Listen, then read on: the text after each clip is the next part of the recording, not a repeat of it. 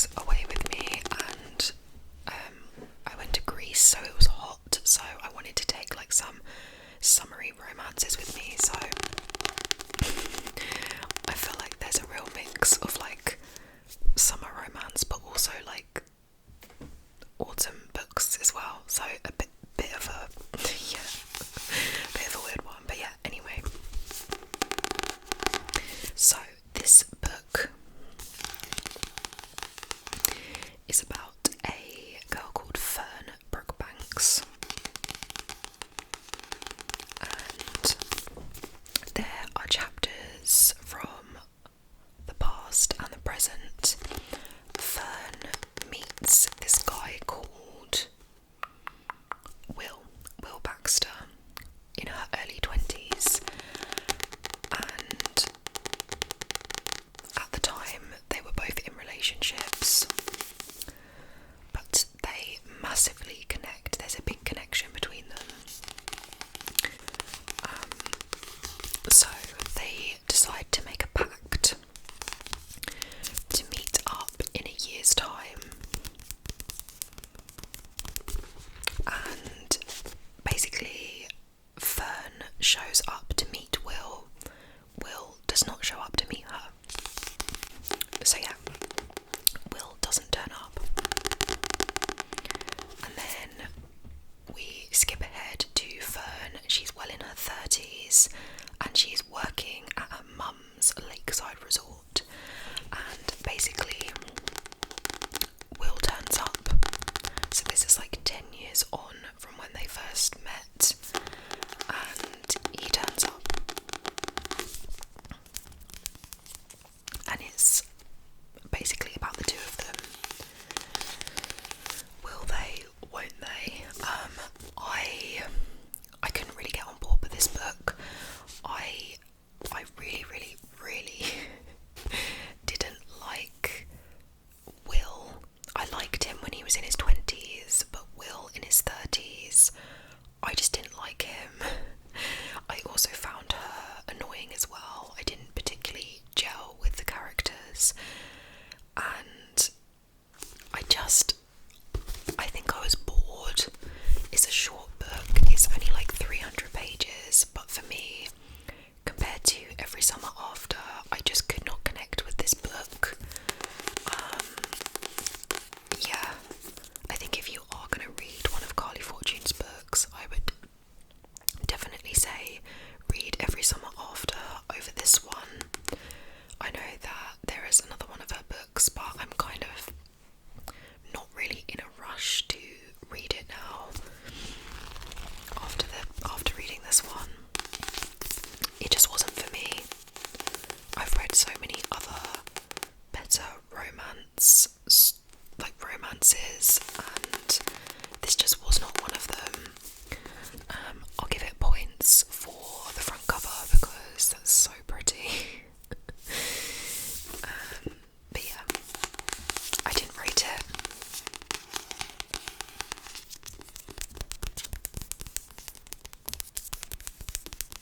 I think I might have given it a 3 stars, but to be honest, I think it could be easily be like a 2.5. I don't know. Okay, next book.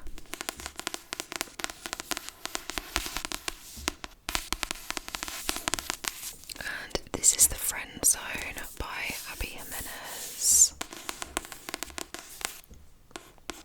This is my first book that I've read by this author, and I know she's very highly rated. I know lots of people love her. So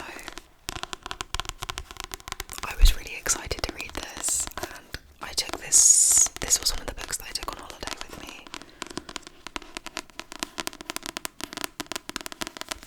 And I did actually really enjoy this.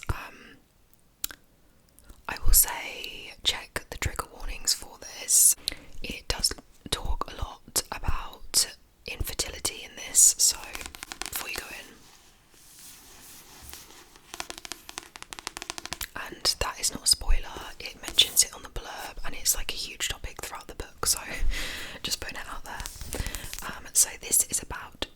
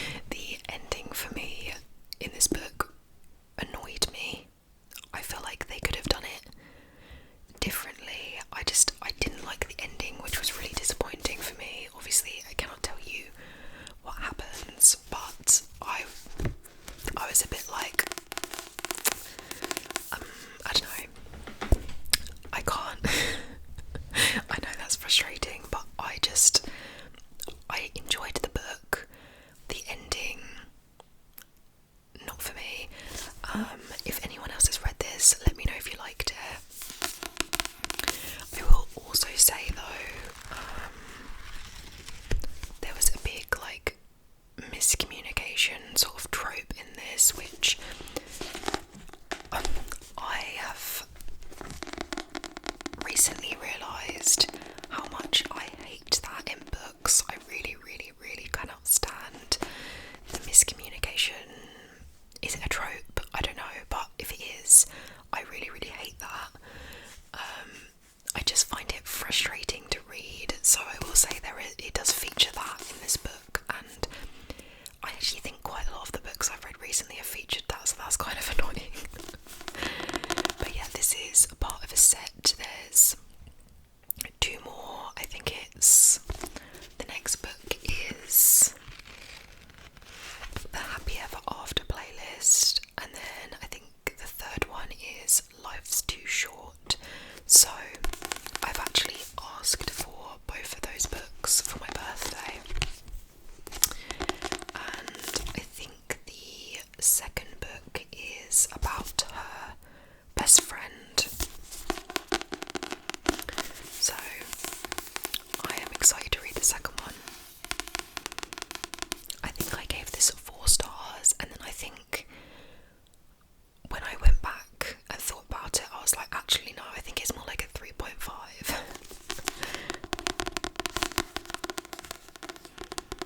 But I really like Abby Jimenez's writing. I really enjoyed her writing. So yeah, I can safely say that I will be reading more of her books in the future.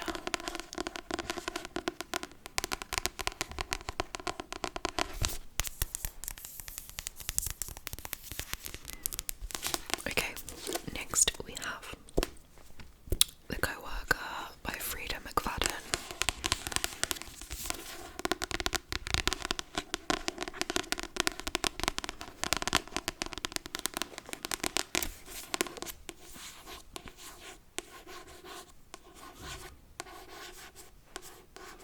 The Co-Worker.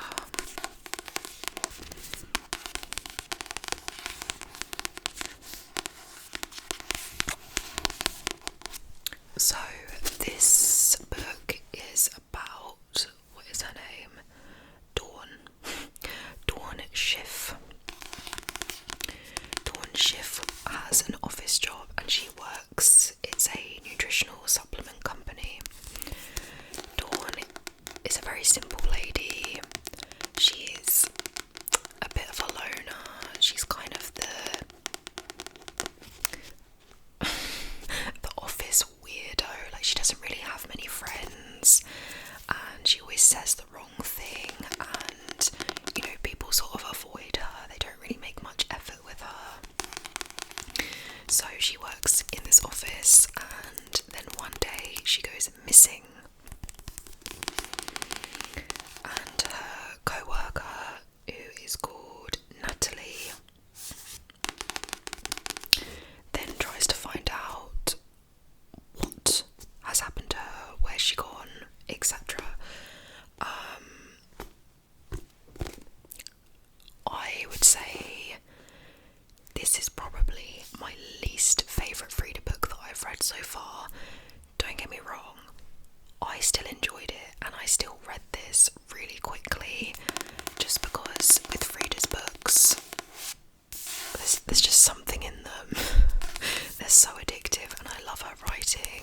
So it wasn't a bad book. I just think out of all the Frida books that I've read so far, this is the one that I've enjoyed the least. Also,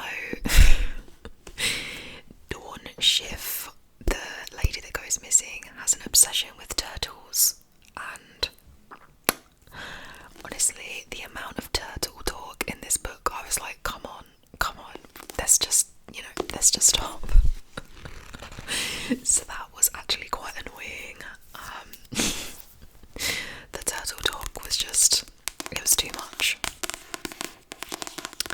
So yeah, I would say if you have not read any of Frida's books, I would not pick this as your first Frida book.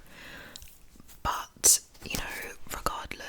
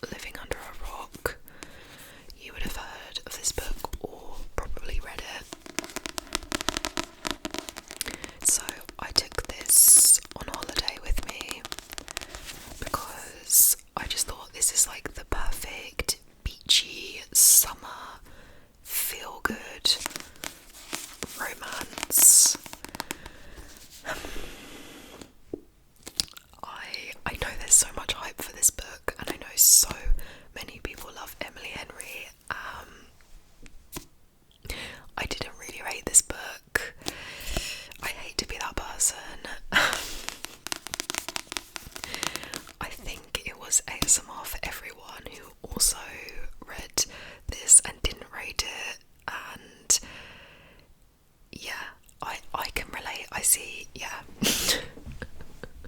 Don't come for me, okay?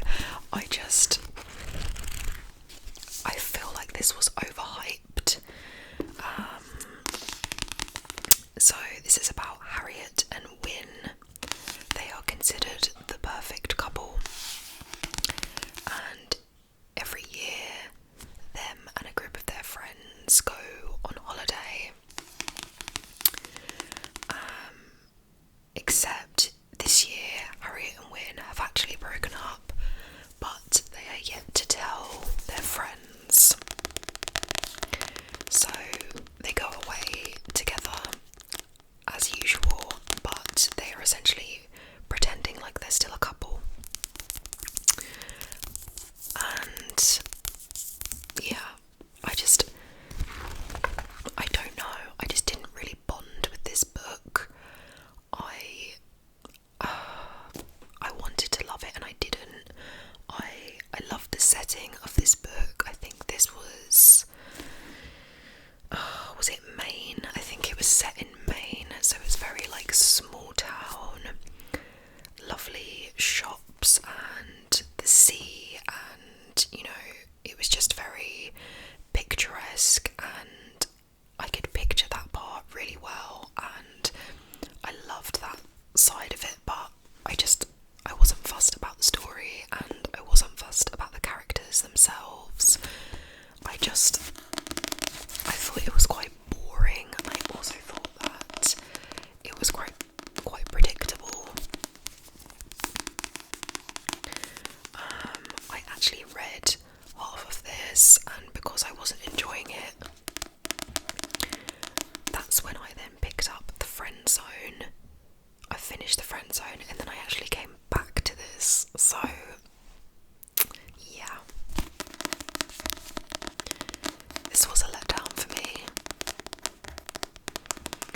I do still, like, I haven't given up on Emily Henry, but it has made me a little bit wary because I feel like is the same thing gonna happen again?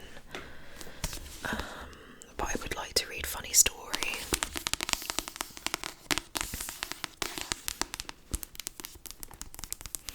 I think that is the problem with really, really popular books, is I always go in thinking, oh my god, I'm gonna love this. It's, you know, everyone else loves it, it's really hyped up.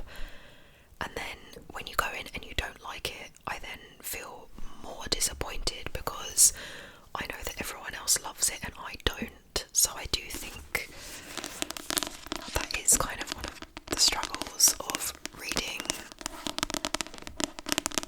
the popular, like, viral books, I guess. But I also feel like I want to read them because I don't want to miss out. So it's a fine line. Never mind. Next we have this one here.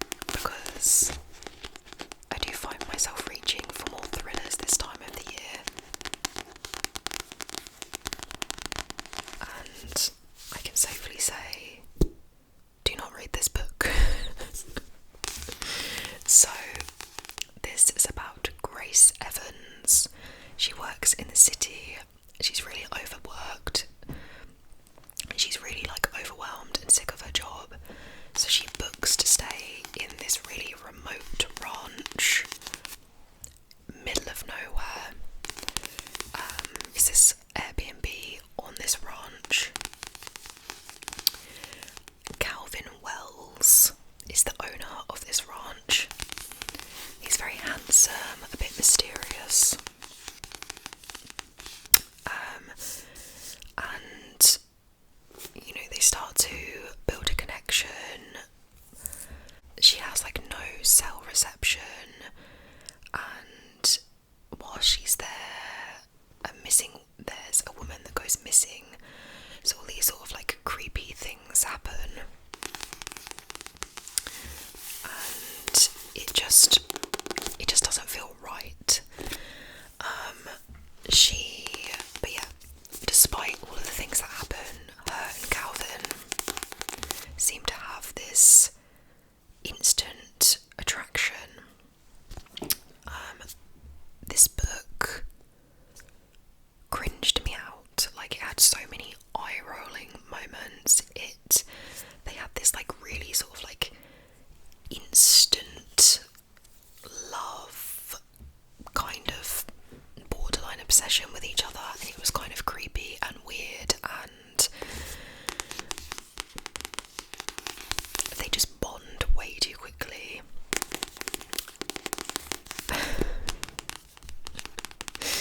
And yeah, more and more weird things keep happening. Bearing in mind, she is a girl on her own in a ranch in the middle of nowhere. She has no cell reception, and it's just weird. But yeah, this book I didn't like. I think originally I gave it 2 stars, but I think I actually then went back and gave it 1 star.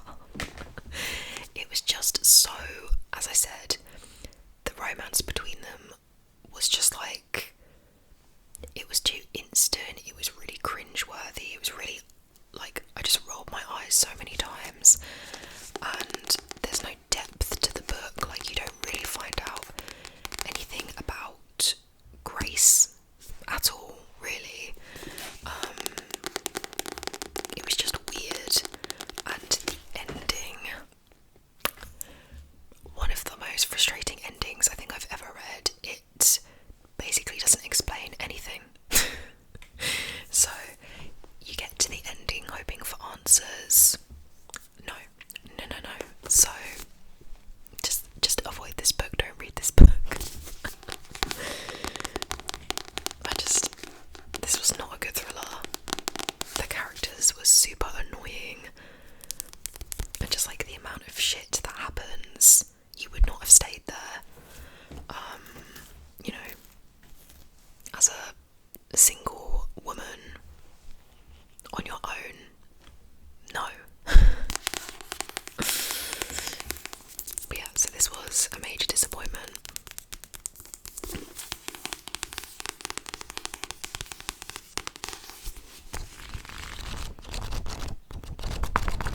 Oh, and also it mentions, it says this about 100 billion times throughout the book, her blue eyes. Oh my god, like, it was just so unnecessary. Every page mentions her blue eyes. I just wanted to rip my eyes out every time it said that.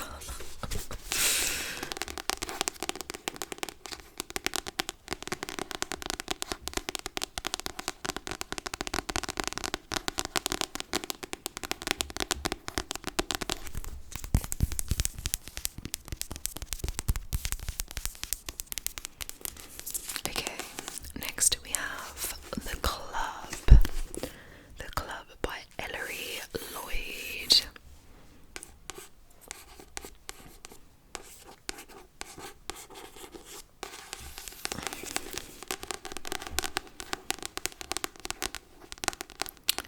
So,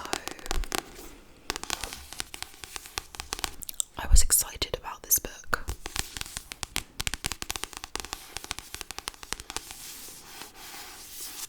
And this is essentially, I would just read the back because it's easier and it's short.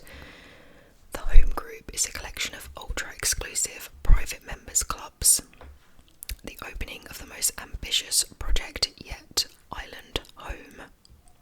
A forgotten island transformed into the height of luxury is billed as the celebrity event of the decade. So essentially these like really high up celebrities get asked to stay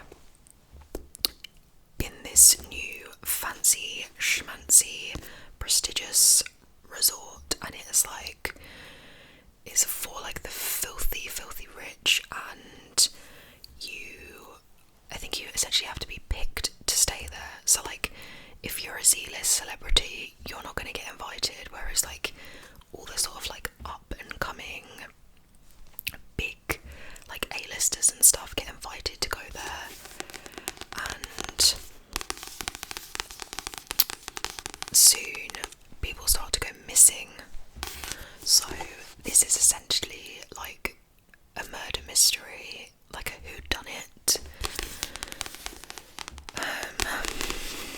This book was okay.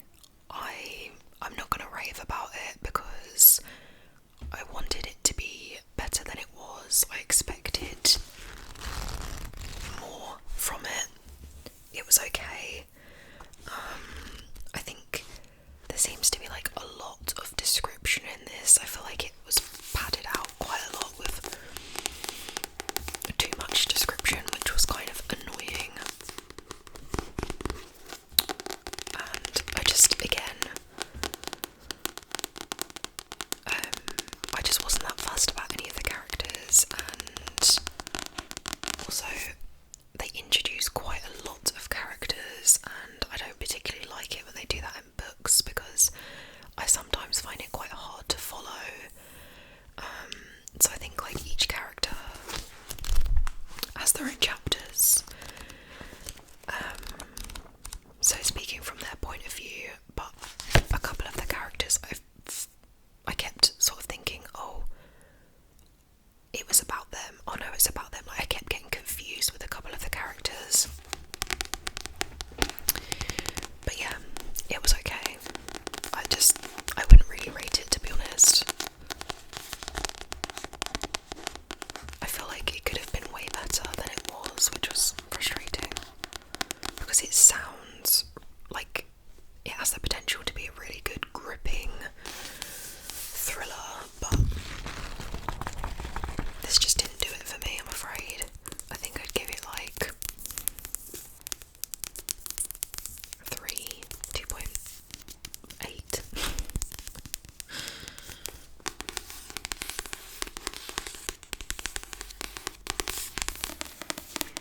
Okay, this is the second to last book, and this is Filthy Rich Vampires by Geneva Lee. Geneva Lee. This is a really pretty cover, actually. I felt like October was the perfect time to read any sort of book to do with vampires.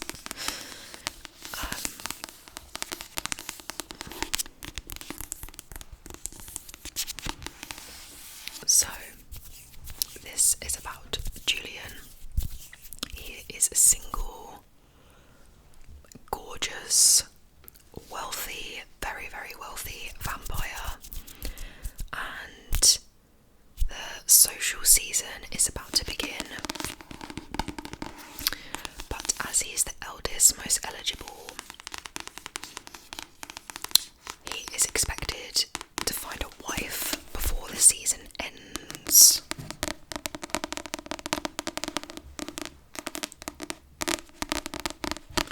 Julian then meets Thea.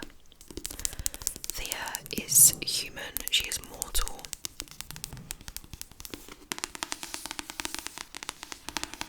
And it's kind of like a fake.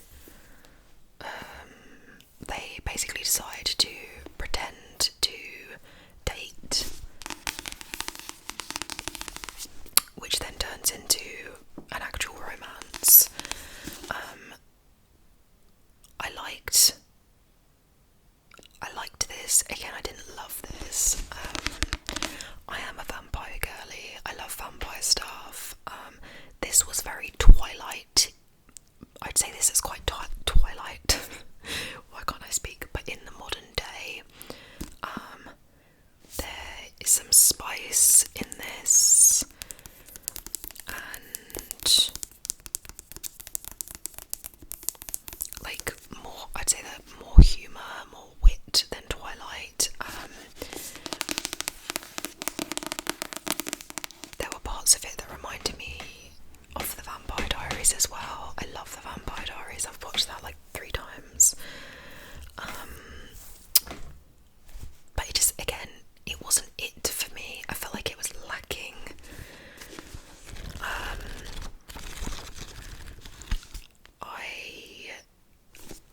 I didn't really like Thea, the main character. I found her quite naive and annoying. For example, when she meets Julian and she finds out that he is a vampire, I feel like she's not even that shocked, which I found really strange because I was like, like 5 minutes ago you didn't know vampires exist.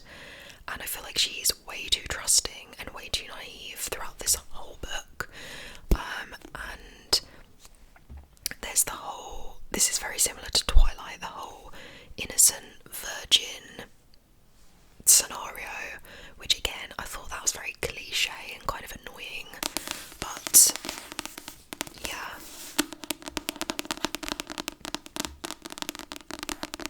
I found her quite irritating. This is a series, I think there's maybe like 2 or 3 more of these, and it does end on a cliffhanger, so I might read the second one at some point, but I won't be rushing to read it. Like, I might maybe read it like next autumn or something.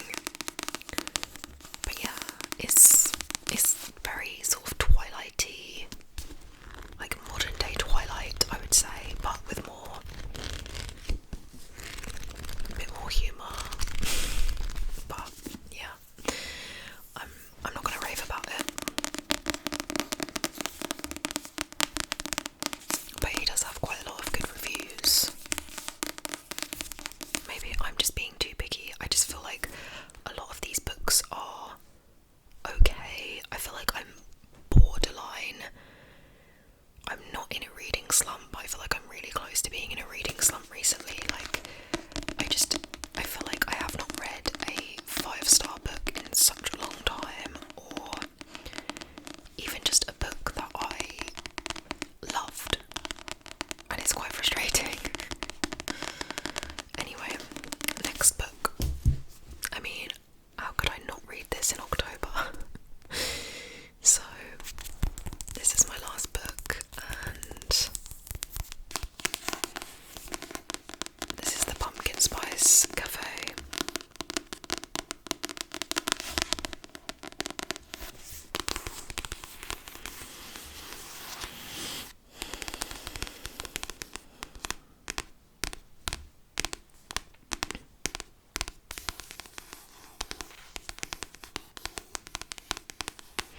Okay, so this is about Jeannie.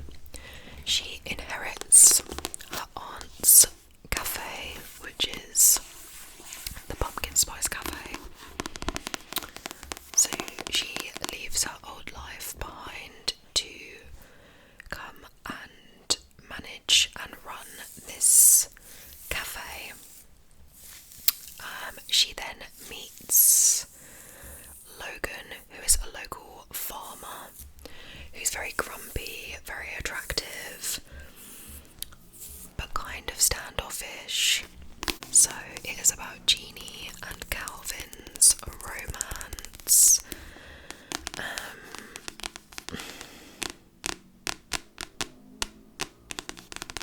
This book sort of...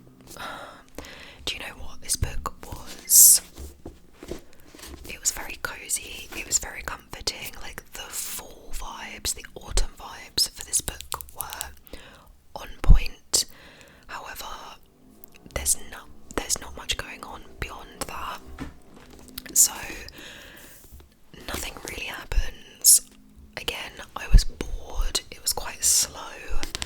I did go into this sort of knowing that, though. I've heard people say it's quite slow and not really much happens in it, so I will say as well, this book feels very quite innocent. I heard people describe it as like a Hallmark Christmas film. Like, it's that sort of like almost like young, innocent. I don't know. That's how I felt anyway. However, there is some spice in this, and I felt like the spice really didn't go with the theme of the book. Like, it felt like that was a separate book, and then they've just chucked it in to this little pumpkin spice latte cafe. It just, the spice, I was really thrown when I read it, because I was like, oh, that feels a bit out of place. I don't know. Yeah, so I found that side of it a little bit weird, because I just didn't think that it went with the book personally. But if you're looking for a really, really cozy, easy autumn read, then absolutely go for it. But, you know, like, basically nothing happens, and it's just meh. However, I mean, the cover is amazing, and I will be keeping this purely for the cover. The cover gives more points than the actual book itself. Yeah, I would say the writing in this as well is quite amateur, a bit basic, I don't know, but it is fine. This is also, there's a couple more, I think it's a series. I will not be rushing to read those, unfortunately. So yeah, that is the last book of my reading wrap up. It's not the most successful month, I will say. I feel like I've had a lot of books that are just okay, or